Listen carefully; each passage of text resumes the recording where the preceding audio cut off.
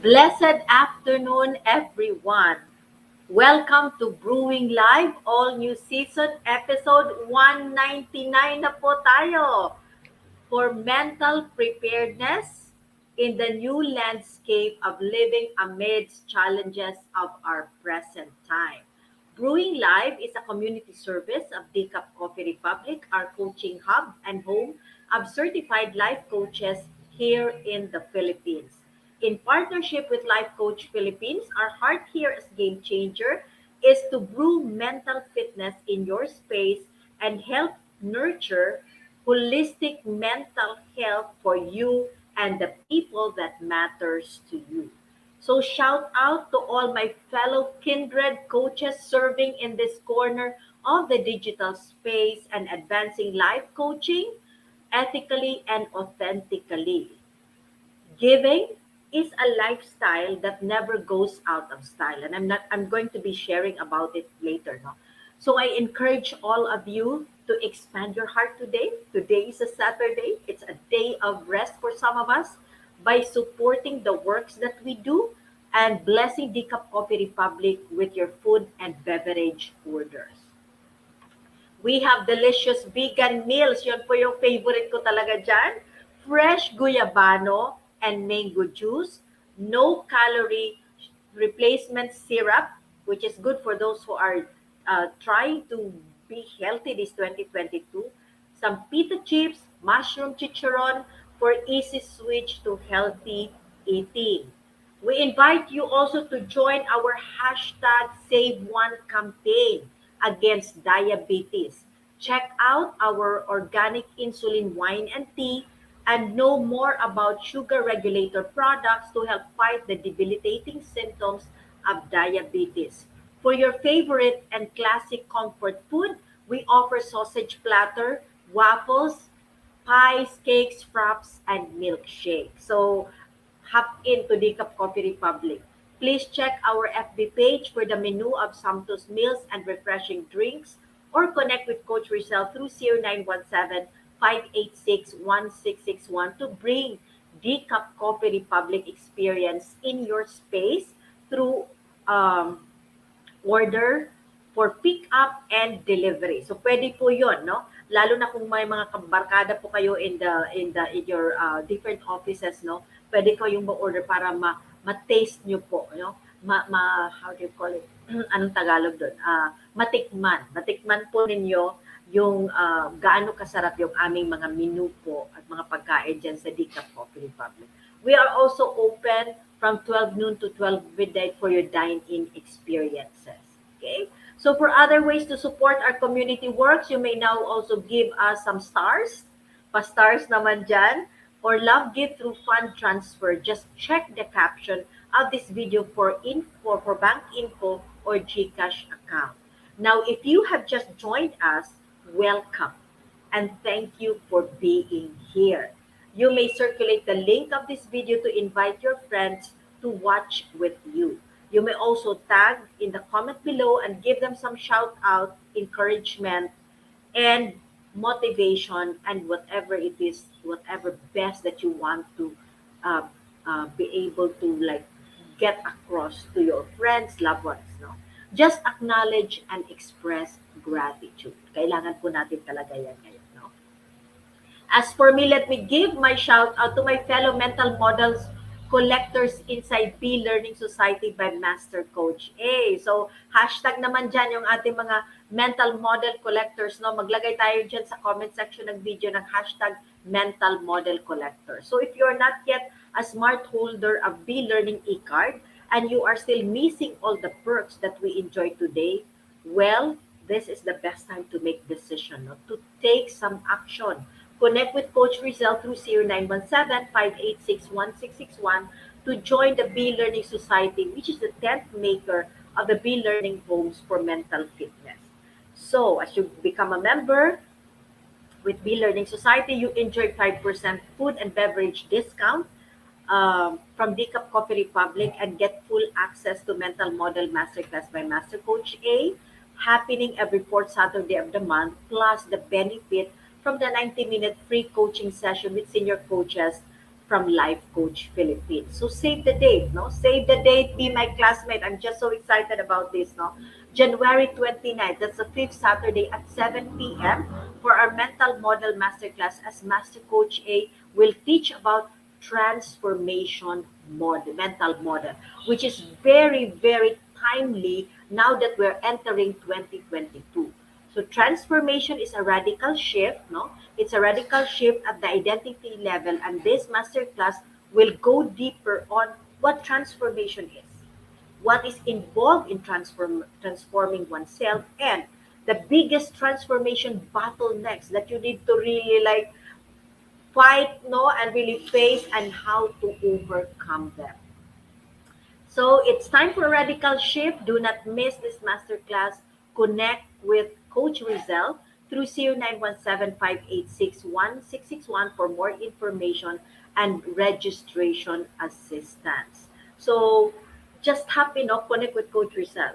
And happy Saturday to each and every one of you. Moving on for today's episode, I'm going to be sharing on contribution and service and how does it impact, no?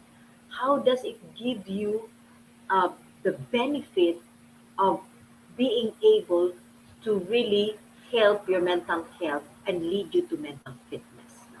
So you may forward, no, this video link to your friends and tag them, no, so that they will learn together with you. Invite them to join now in our conversation on mental preparedness. So if you're just for the first time you're just seeing me and you're not familiar with me, I am life coach Marife Garfin from Life Coach Philippines. I'm a professional certified co-actively co-create life coach. I'm also a certified mental health coach. And I am a master builder apprentice to Master Coach's Master Builder Apprenticeship Program. We build tribe as we help your unstoppable dream come true. And I'm also a public speaker trained under the six steps to six-figure public speaking career training by Master Coach. I am the founder and the creator of my nth attempt to parenthood. This is a coaching community that seeks to empower every parent to take a stand in mental health for themselves and their children.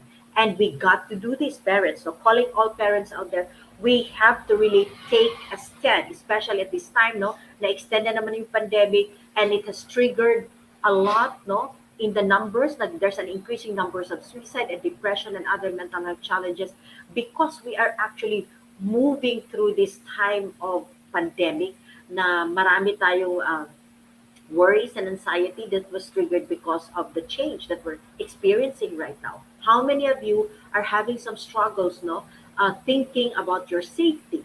Especially, there's a lot of views in the social media. So, if you're one parent who wanted really to learn how to be empowered, message me, hop in with me, and join my nth attempt to parenthood so that we can stand for mental health and win the fight for mental wellness in our very own homes. So if you're watching also this on a replay, comment hashtag replay and do send us a message if you wish to connect with any points that resonates with you. You may also find the YouTube link where you can watch the replay of all the episodes of Brewing Live. And I challenge you to do that. No? You can find the caption, the link and the caption of this video. Please do follow and subscribe to the channel so you'll be notified when new learning videos becomes available. Okay, so this Saturday lunchtime, and I hope you're enjoying your meal. We're going to be talking really um, how, how do we really take care of mental health? How do we promote, ourselves and our mental health so that we can really move forward and experience what we call mental fitness, no? How do we go about it, especially in this time of pandemic where I'm challenging every parent to take a stand in mental health and awareness is key and it's very important. And today with episode 199, I'm going to be sharing with you contribution and service, for mental health. Okay, so as many of you have known, no, we just Region 8, particularly Southern Leyte, have been devastated last December 19 by Typhoon Uday. So alam niyo po yan, and marami po sa inyo, I'm pretty sure, tumulong at nagbigay po kayo ng mga contribution to the relief, no, na nangyayari dito sa Southern Leyte. Many people from the area, because of Typhoon Uday, experienced a different Christmas celebration, which we all have not been expecting. But hope was never lost uh, because immediately, private groups and individuals mobilize themselves to bring whatever help they can. Okay? Whatever help they can, yun po yung kanilang, yung binigay po talaga nila yun, no? And even here in Tacloban City, no, uh, we have many organizations, and definitely we have DSWD, yung ating mga government agencies, they have been well prepared. But it is so beautiful to see private citizens, no, in their own free will, no, like prepared also and immediately responded to be able to help the victims of Typhoon Odette. Now, why am I talking about this? Why am I talking about relief and help extended to people, no, who have been devastated or have been a victim of calamities or whatever struggles and challenges? There will always be people who will be there, no? They'll be blessed with people who are helping them. Well, did you know? Did you know that contribution and service promote mental fitness? It promotes your mental fitness. It promotes your mental health. Okay? Contribution and service is such a powerful contribution to humans' well-being. Did you know that? Okay?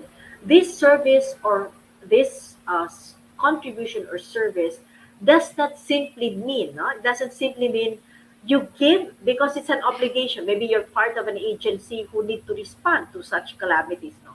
But it is not an obligation, but rather something that a person do not need to do, but you give it anyway. But the person give it anyway because it triggers and it creates a deep kind of happiness, a deep kind of fulfillment, a deep kind of satisfaction. That this term is called, this term is called altruism. Altruism. And altruism means a selfless concern for well-being of others. Have you ever experienced, meeting individuals who are altruistic?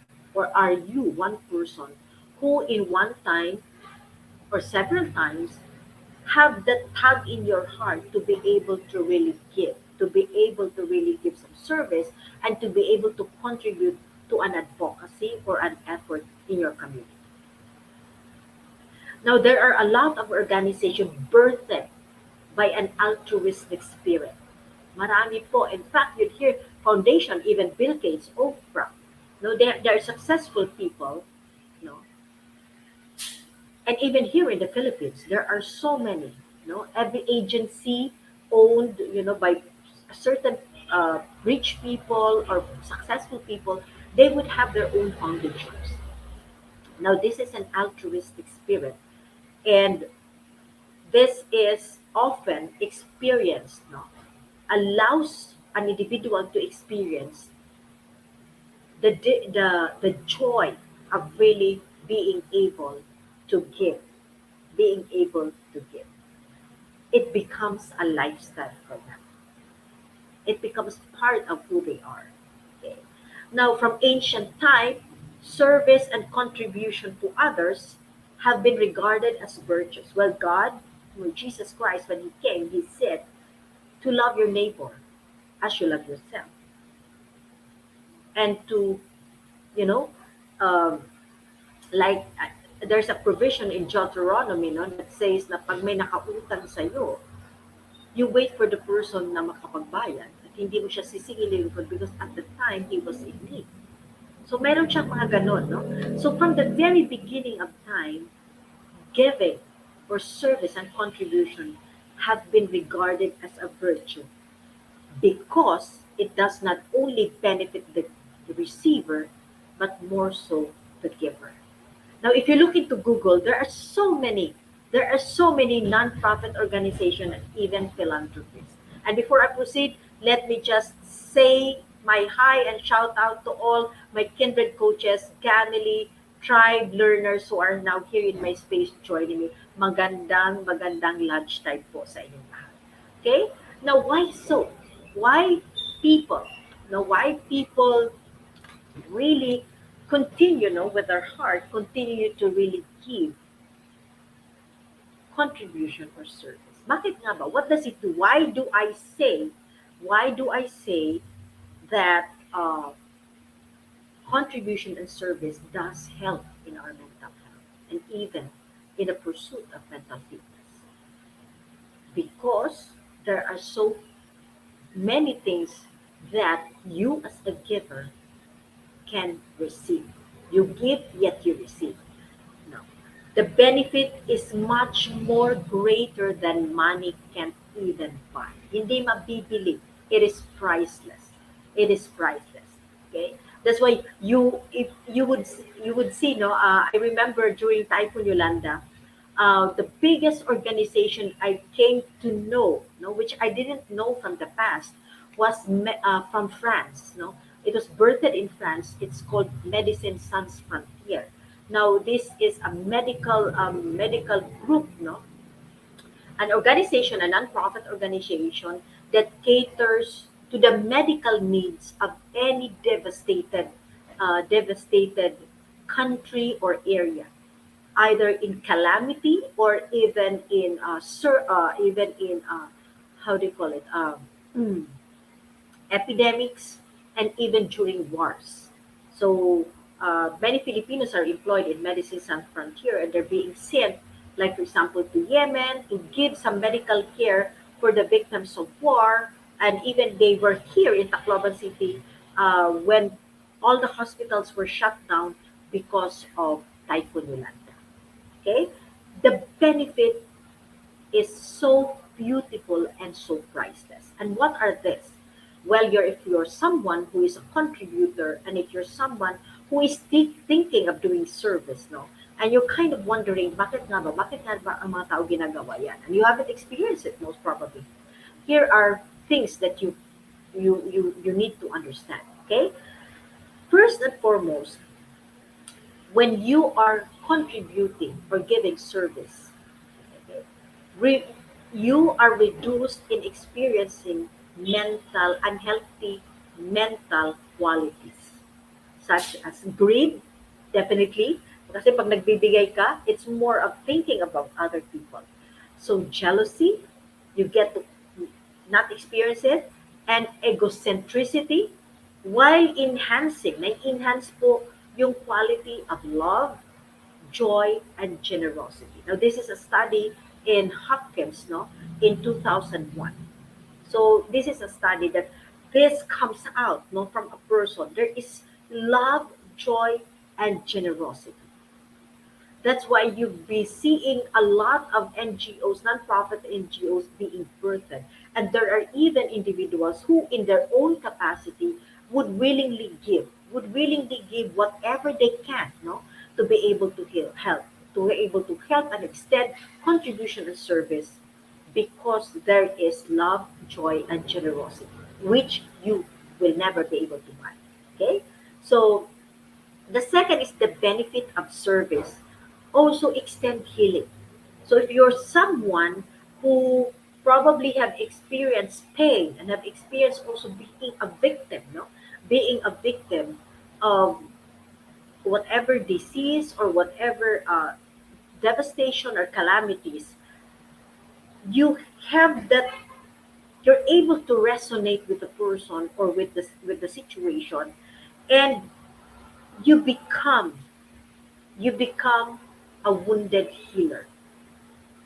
These wounded healer are people who by their own virtue have suffered also.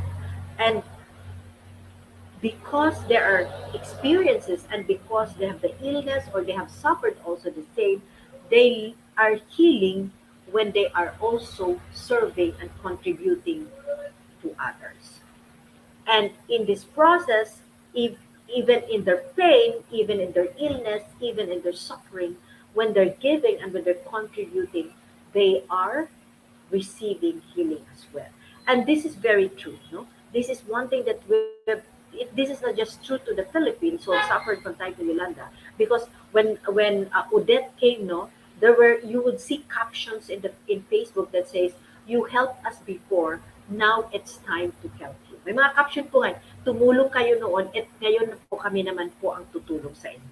Nakikita po niya. Because for us here in Region 8 and for especially here, particularly in Tacloban City, for me, who have experienced Typhoon Yolanda, whenever I see devastation and victims of calamities, no, may feeling ko ako na-experience ko yan and I know how it feels. So, tutulong din ako. Di ba kayo mga coaches, you have experienced that as well. And for me as a mom, no, two of my kids are clinically diagnosed with depression. So when I hear a parent having some struggle and having some difficulty also, no, in handling or understanding other children who are suffering, or a friend or a family member suffering from depression, I have this heart also to really wanted to connect with them so that I can help them and journey with them. Kasi po, pinagdadaanan ko siya. So, healing comes when you give and when you contribute. Okay? Thirdly, multiple studies have shown um, multiple studies have shown that those people, those people who volunteer, no, yung mga nagvo-volunteer na mga relief, nyo, packing relief operation, or going on a mission to help a certain community, no, sa kanilang medical missions, whatever it is, no, they are more psychologically happier and healthier. They are physically healthier and may even live longer. This is according to a study by Bourgogne, no? Several study po in 2007, 2009. So hindi lang ito isang study, no? It is a several studies that has been conducted that simply state that you are more psychologically happier and healthier when you are contributing and when you are um, helping other people in service. No? And this is basically true if you have been attending the stress management. No, when you have that goodness, no, when masaya po yung inside po ninyo, when you're happy, nalilimit po yung release of oxidative stress. So there's limit attack, no, to the system of the body, so the body is able to function.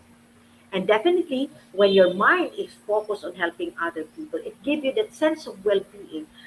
So whatever struggles that you have been, nasiset aside siya, hindi ka nagdi-dwell doon, hindi ka nag-overthink doon. Kasi nga, yung focus mo is in service and helping other people. And it gives you that sense of achievement and a sense of fulfillment. That's why your mental health is really promoted and you level up now. You're able to attain that mental fitness. Okay? Fourth is altruist, no? This is a study again. Altruists of all experience have experienced a helper high. May tinatawag daw tayo na helper high. This is a study conducted in 2002. So, even those, so sabi nila, even those, di ba sa Amerika, yung mga nagko-community service because they made some violation, binibigyan sila ng community service. And even those people in prison, no, na, di ba, gumagawa sila ng mga parole to make things happy, no, that sense, no, that sense of you're able to contribute to the community, give a long-term effect that help in psychological changes. And even those, no, kahit yung sabi, okay, pass the box tayo or pass the hat tayo because yung ating kasama dito sa office mayroong struggle, may pain, may kailangan siyang tulungan. Kahit hindi mo gusto, no, kahit hindi, you're not much of a giver, but because it has been mandated, no, by your group of friends or it has been mandated by the company, nagbibigay ka. Even that, according to the survey, even that can create a certain degree of happiness. A certain degree of happiness. And even those students, according to the research, even students, no, na sinabi, oh no, magko-contribute talaga tayo ngayon, it gives them much joy. They notice that there is so much joy and so much happiness in giving their money to help someone, but to be able to contribute to a cause, than spending it with themselves. So it helps, no? It helps you refocus. It helps you to see, widens your perspective, and so you're not able to dwell into overthinking of how no of how you are not capable, or you're not able to really uh, be the person you want to be kasi nga nakafocus ka doon because you have nothing, no? Because nakafocus ka doon sa service, nakafocus ka sa contribution. And fifth, giving and caring, according to the study, ushers in maturity. Madaling nagmamature yung isip. And when you talk about maturity, it's becoming more wiser. It's becoming smarter as you go through life. Diba? Therapists often report that helping their patients can enhance their own well-being. Totoo yan. Me, as a nurse by background, I'm a registered nurse, and I've served the hospital no clients for almost 22 years. And each time I give medicine, and each time I talk to allay the anxiety and fear of my patient, I have that sense of peace. I have that sense of fulfillment in myself that I was able to make someone's life a little bit better, even in such a small way and such a short time. If you're going to be selfish, according to Dalai Lama, if you're going to be selfish, be wisely selfish, which means to love and serve others. Since love and service to others brings reward to oneself, and that otherwise would not be unachievable. That would not be unachievable.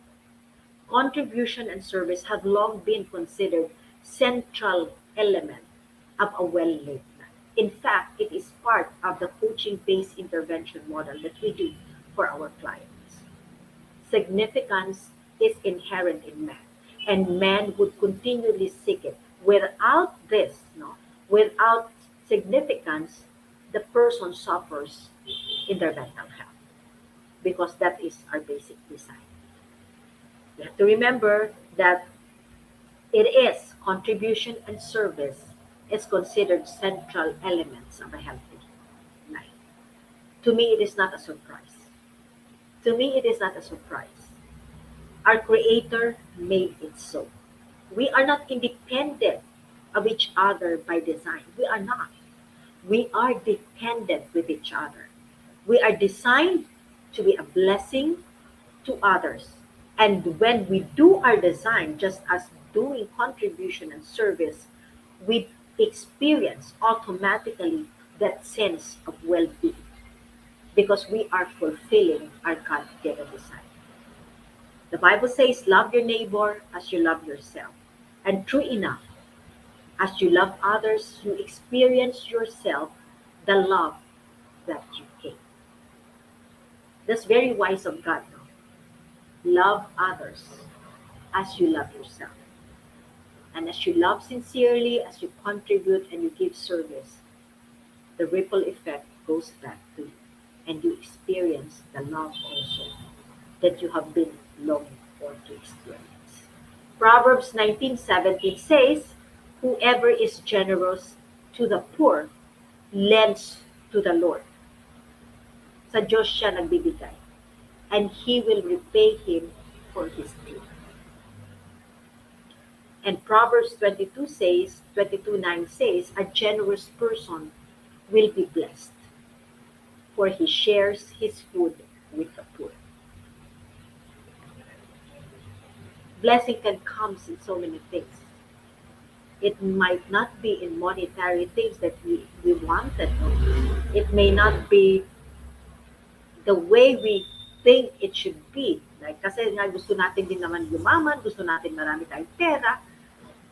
But at the end of the day, God sees greater and higher, and He sees what you need.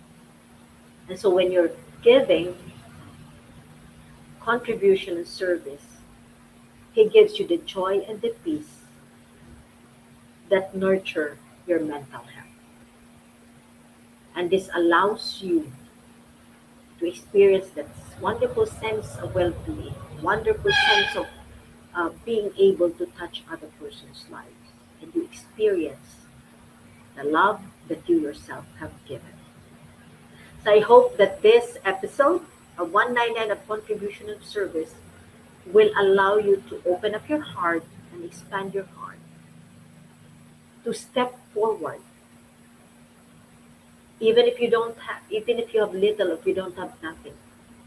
Think of the talent and the skills that you have that you can bless other people with. A small act of kindness, like sharing your hashtag Pack My Bag moment that may cheer up somebody who is down, that will not just bless other people, but definitely it will truly give you a beautiful, beautiful mental health that will allow you to soar high and thrive even in these challenging times. So thank you so much for joining me today, coaches and the rest, no? And thank you for supporting the advancement of mental fitness. Mental preparedness talk at the Coach Republic is back.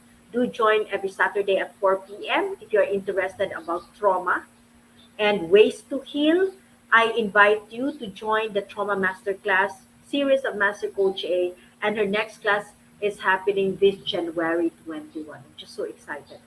Learning about trauma is something that is a breakthrough knowledge for me because I realized that I have those, and no one in this lifetime or in this earth does not have trauma because of the many challenges that we're facing. And so this is one breakthrough knowledge that you should also attain. So hop in with us. It will focus on environmental trauma and its impact on your family lineage. Bakit nga ba ganun yung paniniwala? Bakit ganun yung mga struggle ninyo sa family? Bakit yan yung mga nangyayari? Bakit ganyan yung mindsetting? Bakit yun ang namamana ng disease? And if you have those and you're experiencing that, you have questions in your mind, this is the masterclass for you. So if you're interested, connect with Coach Rezzhel through 0917-586-1661. And if you're interested to become a professional service provider, either as a life coach or a mental health coach like us, connect with Coach Rezzhel through 0917-586-1661. To know more about co-actively co-create life coach certification program by Master Coach. We are now accepting application for mental health certification and internship program. With limited slot, to make sure that you make reservation with Coach Rezzhel through 0917-586-1661. Level up your 2022, level up yourself, become the best version of you, achieve your dreams, reach high for this 2022, become a CACC certified life coach. So thank you so much for joining us. Do join us back tomorrow, same time, same digital space for episode 200 with Coach Sean De Hoya. So D-Cup Coffee Republic is located inside Pioneer Center compound, or widely known as PC. We're just across Bayanihan Center in Pioneer Road, corner Brixton and United Streets in Capitolio, Pasig City. So this is Life Coach Marife Garfin, mentally fit to serve in behalf of Life Coach Philippines.